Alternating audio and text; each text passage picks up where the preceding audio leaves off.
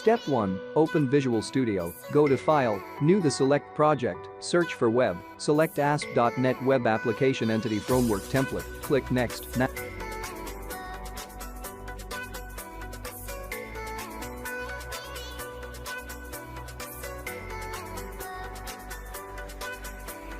enter the project name as Web API, project solution name as MVC Web API, and change the save location, and click Create.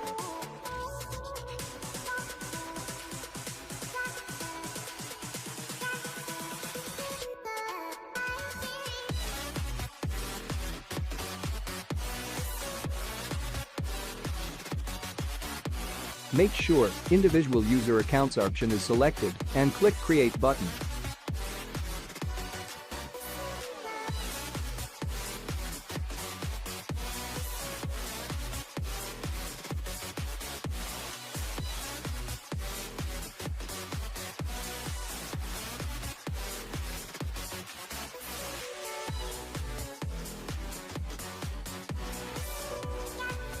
A new Web API project has been created.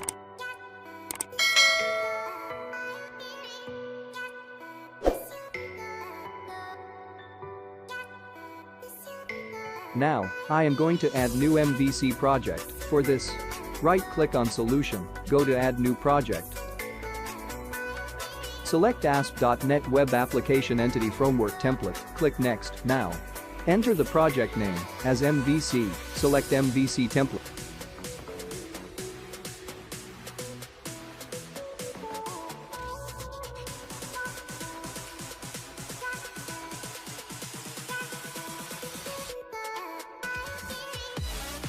Make sure Individual User Accounts option is selected and also check for Web API and click Create button.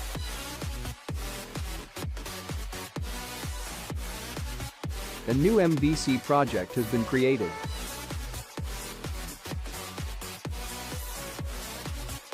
Here, we have two projects, one for MVC and second for Web API.